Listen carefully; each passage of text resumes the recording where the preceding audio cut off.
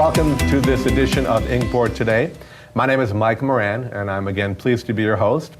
As you know, in this recurring series, we use these programs as a way to spotlight agencies and organizations that are supported in part by the Inkboard, and in particular that provide valuable human services to folks who live in the southern townships of Kane County and surrounding communities. And so I'm really pleased because this week our guest will be Carol Speckman, who's the Executive Director of NAMI KDK. I will start, Carol, first by, besides welcoming you, NAMI KDK is a lot of initials, so we should at least let people know, what does NAMI KDK stand for? Sure. So NAMI stands for the National Alliance on Mental Illness, and KDK just stands for the counties that we serve, Kane County South, DeKalb, and Kendall counties. Okay. So you're part of there's a larger organization called NAMI, and so they operate in multiple locations across the country, but you're specifically involved here in southern Kane, DeKalb, and Kendall counties. Correct. Okay, great. And we will talk, obviously, for most of the show about the programs and the services that you guys offer, but I always like to start by letting people understand a little bit about who you are and how you came to to get into this position. So tell us a little bit about yourself. Okay, sure. I actually was a teacher for 34 years. I'm very fortunate to spend most of my career in District 203 in Naperville, and had just so many different opportunities. I was a special ed teacher. I moved to mainstream education. I was a building reading specialist, and the last part of my career ended with me being a learning support coach. So I had the opportunity to work with all different kinds of teachers, all different age levels, subjects, all different kinds of students, delve into some data, work on school improvement plans, Institute Day planning, and presenting. So just I was really fortunate to have so many different opportunities. And really impacting learning on a lot of levels. So what prompted your move then? So you retired from a career as a teacher, as an educator, but now you're the Executive Director of NAMI KDK. So what prompted your move into that role? On a personal level, I have a long line of family members who have been are living with a mental health condition, and just wanted to get more information. So at one point, I found NAMI KDK, and they were offering a class called Family to Family. So I took that class, and it was literally life-changing in all ways. And after I took the course, I really wanted to give back to NAMI KDK.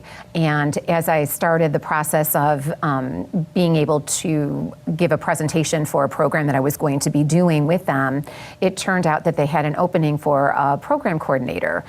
So I thought, wow, that sounds kind of interesting. I thought retirement would be so much fun, and found out I wasn't very good at it. So I decided that getting more involved in NAMI would be the perfect thing, my passion for mental health and an opportunity to be giving back to the community. And through that, it ended up that the executive director had to leave suddenly, and I ended up interviewing and getting that position.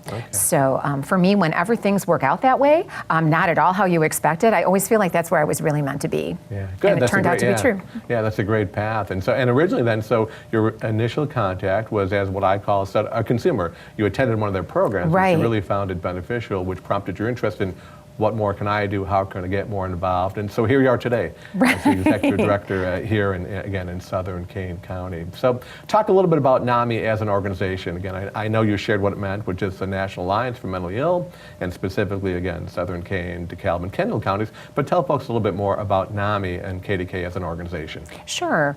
So like you mentioned, we're one of 900 local and state affiliates. And my favorite story to share about NAMI is that it really started with a group of moms who had children who were diagnosed with mental health conditions, and they just didn't know what to do to support them. And from that conversation, it grew into a national organization, and like I said, over 900 affiliates. You know, just really powerful of what you can do around a need like mental health.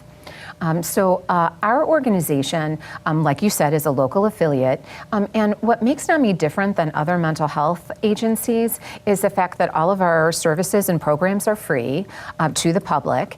And the other thing that is a huge difference is that anyone who works with us, who facilitates a program, answers a helpline call, has had lived experience, either as someone who is diagnosed with a mental health condition and in recovery, or is a family member supporting someone. someone. And because of that, it's just so powerful. We're able, when people come to any of our programs, we're able to immediately connect with people, and sharing our stories and personal journeys with mental health is a real challenge to do.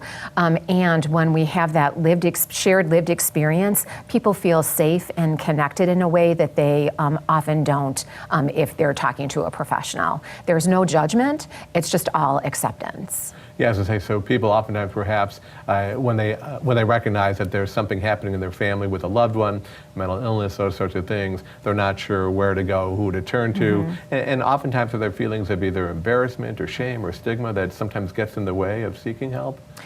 Absolutely. That stigma and that shame is just so pervasive.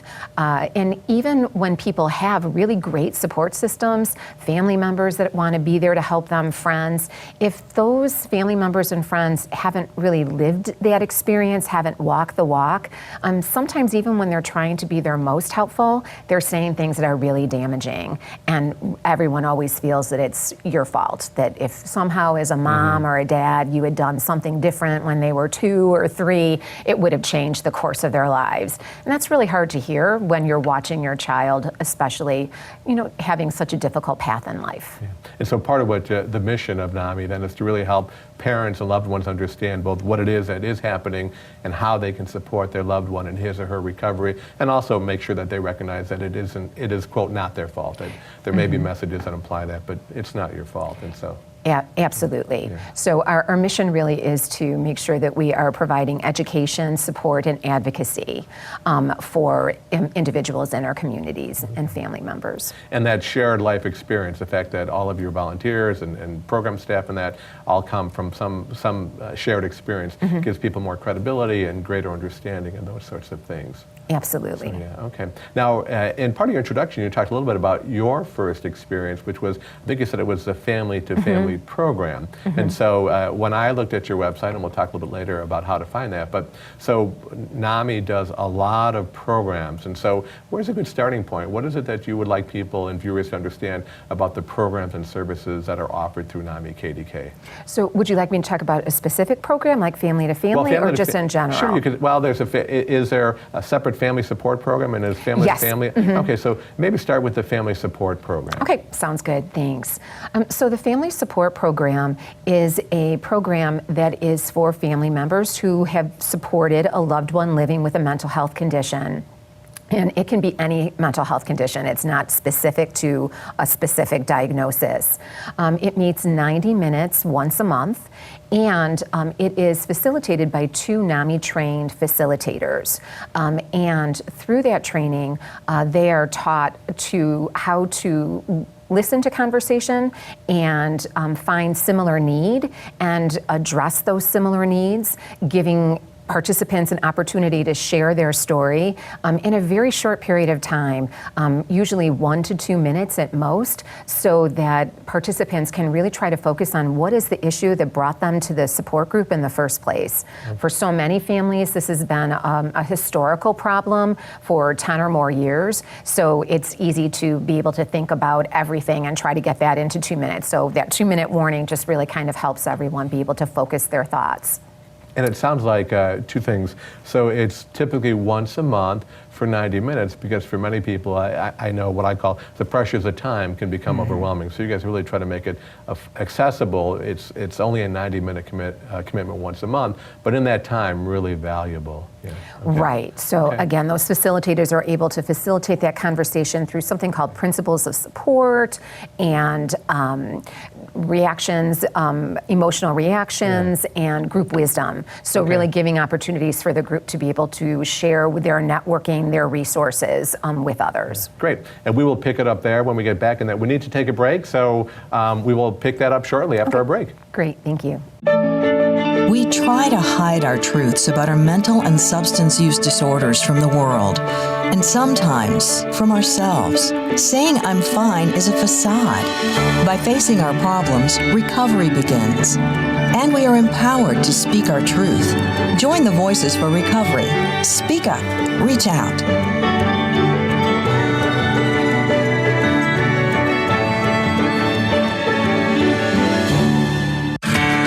Recovery benefits benefits everyone. I started my own company. I got my dad back. My friends believe in me. Daddy's home. Substance use and mental disorders can be treated. It all starts on day one. Join the Voices for Recovery.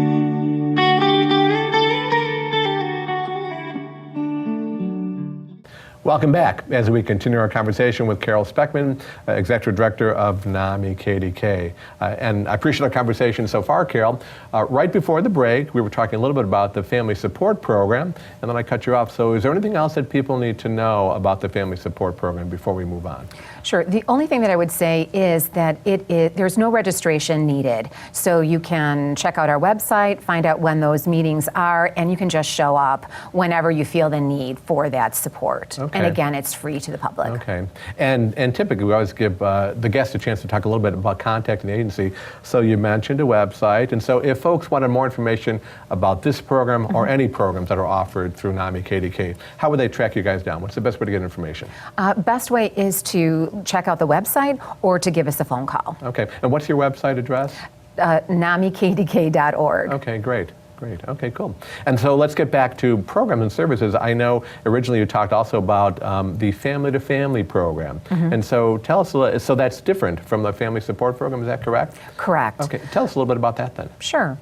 So that's a course. It's a larger time commitment. It's currently a 12-week course and 2.5 hours once a week. And it is very thorough. Each session delves into a specific area of mental health. The very first session, people are instructed on how to make a crisis folder so that when there is a crisis and emotions run high, you know exactly where to look, you have everything written down, and you can follow through with a plan without having the emotions get in the way.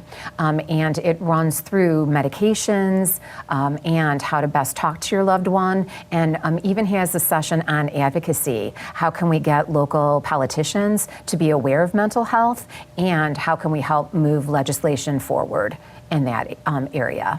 So it sounds a couple of things. I know you said it's a longer program and a greater time commitment, but it sounds like it's really more what I would call almost practical information, kind of a handbook. So if you have a loved one who's dealing with mental illness, here's what you need to know to understand what it is, what to do, what not to do, medications, those kinds of things. So Absolutely. So it's really education, heavily information-based, and also helps create a network amongst those who, amongst the participants in the program, just like the family support group. But the family support group is just more open. So anyone can come talk about whatever issue is going on in their lives. And the family-to-family course, the conversation really focuses on whatever that session is about for that evening. So if I'm a family member, again, in the family support group, if I really was feeling any specific feeling, that's a place where I can talk about that, and I'll be with my peers and they can help support me. Right. Whereas in the family-to-family program, it's really to say, here's what you need to know about this specific topic, set up over a 12-week cycle and things like that. Correct. So, Correct. Now, who facilitates? You mentioned you had 2 trained facilitators for the family support program. For the parent or family-to-family program, tell us a little bit, who runs that or who provides that service? So those are also trained volunteers. They attended a NAMI national training, a two-day training, and they're just given a manual and just kind of run through all the paces of what the course is like. Okay. So in terms of the organization a little bit, so I know you use, our volunteers, do they play a key role, a big role in operations? A huge role. We could not survive. We could not have the programs we have without our volunteers who are just so dedicated and passionate about mental health. Okay. So we currently have 2 employees in our office, and we share a full-time position. And the rest are interns. We're lucky to have 4 fantastic interns this year, and then the rest relies on volunteers. Okay. So lots of opportunities. People can be, like you, people can get involved initially because they need information, resources, support, but some of those folks then also have the opportunity to stay on as a volunteer and kind of help share what they know with other people who are now at a spot where they were in their life as well. Absolutely. Okay, great. How about in terms of that family-to-family program? Again, 12 weeks, 2.5 hours each week, information available phone call website. Absolutely. Anything else that people should know about the family? That is the only program? program we have that you need to register ahead of time, just because we need to prepare the materials, and that does get to be costly. So we want to make sure that we just prepare for those what we need. Okay. So we currently have a class right now. Registration is closed, but we will have another one.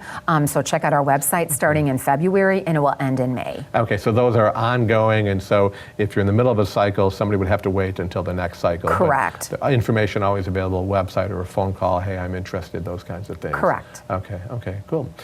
And then in terms of, again, looking at your website, multiple programs. One of the ones that I recall, I think, was Connections Recovery Support. Is that correct? Yeah. So tell us a little bit about that. The Connections Recovery Support Group is really the same as the Family Support Group, only the difference is that it is for individuals who are living in recovery. Okay. In the Connections Group. So there are 2 trained facilitators. The structure is really set up very similarly, but the conversations are obviously much different, and the sharing of the resources that people have found to be effective are even, I think, more powerful in the Connections Group, or I guess equally as powerful in both groups. But so really what I call a family focus with NAMI KDK, which means so you're looking at not only the individual who is experiencing a mental illness and entering recovery, but also looking at how you can support family members, loved ones as well. So really helping both of those kind of groups of people move along a path towards getting better and things like that. Right. Absolutely. Okay. And then what other programs? I know, again, that one of the ones that I was thinking about, there was a school-based program, which I think was ending the silence. Yeah, and so I was very intrigued. So can you tell us a bit more about that program? Oh, of course. This is probably one of our biggest programs that we do. Already this year, we've been in 4 high schools in the area and 1 middle school, and we're going to be going to a college later on this month, and then another high school. So this is a 50-minute presentation. We have a lead presenter who teaches about the warning signs of mental health conditions or symptoms, and just in general terms. We also talk about resources, what you can do when you notice these symptoms in a friend or a loved one or even yourself. And we talk a lot about stigma and the dangers of stigma in seeking treatment. Half of those who are diagnosed with a mental health condition don't seek treatment, and one of the big reasons is due to stigma. So this program is an opportunity for us to talk with the youth and to encourage them and educate them about the dangers of stigma and what they can do to end it. Probably the most impactful part of the whole entire program, and this is based on evaluations from students time and time again, is that we have a recovery speaker who shares his or her personal journey of recovery with students. Sure. And it's just so powerful. You can literally hear a pin drop while the person is talking, and without prompting, always erupts in applause when the person is finished. It's just such an inspiring way for students to realize that no matter what you experience and what diagnosis you may have, it doesn't limit you. You can do anything, you can be anything that you want to be. And again, it just dispels that myth that we talked about earlier, that it's not your fault. You are not the cause. I was in a classroom yesterday and we were talking about what are some slang words to describe cancer. And the kids were really stumped, and they came up with brave and survivor. And when we compared it to the list that they had generated for what are slang words for those living with a mental health condition, there was no comparison. Yeah, sure. And obviously, being brave and a survivor is a word that should be used to describe someone who's working hard to in treatment for any kind of whether it's a physical condition or a mental health condition. Okay, great. And again, we're at the point where we need to take a break, so we will pick up this conversation when we're back from our break. We'll take a short break. We'll be back shortly to wrap up our conversation today with Carol Speckman with NAMI of KDK. Recovery benefits everyone. I started my own company. I got my dad back. My friends believe in me. Daddy's home. Substance use and mental disorders can be treated. It all starts on day 1. Join the Voices for Recovery.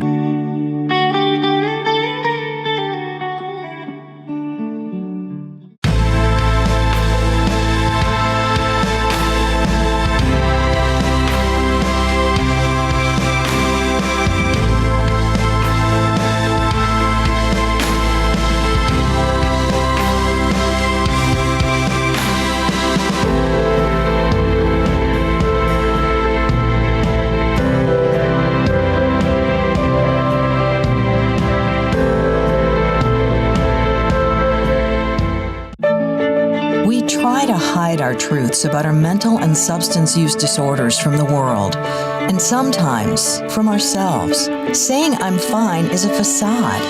By facing our problems, recovery begins. And we are empowered to speak our truth. Join the Voices for Recovery. Speak up. Reach out.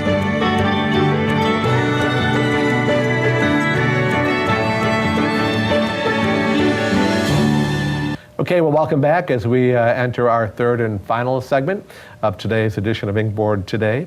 We're talking with Carol Speckman, Executive Director of NAMI KDK. And right before the break, Carol, again, we were talking about ending the silence program, school-based program, and as I recall, it was primarily middle school, high school, and then some college students. Anything else that's important for people to know about that program? I guess just how can they get that program in their school? So again, just visit our website or give us a call and we can arrange that. Also know that we are really good about taking that program and being able to tweak it to meet whatever need you have in your school regarding mental health. And that there are also programs for families. So if you would like to have something for parents, we can do that, and for teachers as well. So really committed to making sure that what I call your message and your mission is carried out into the community. So anybody who's interested says, hey, could we do this? They should not hesitate to call and say, hey, I'm interested, tell me more, can we? You guys would love to explore those with them. Right. Okay, great. And then in terms of maybe more that age group, but other programs, and if I recall correctly, you have a social skills program which targets, my impression was students, is that correct? Tell us about that program. Sure. So we have a program that we are partnering with King County Juvenile Justice Center, and once a month we go in for about 50 minutes, and we have a mental health social skill presentation of some sort, and then there's an activity that applies that information that was taught. So it might be Jeopardy games, or it might be a craft that serves as a literal reminder of what it is that they learned.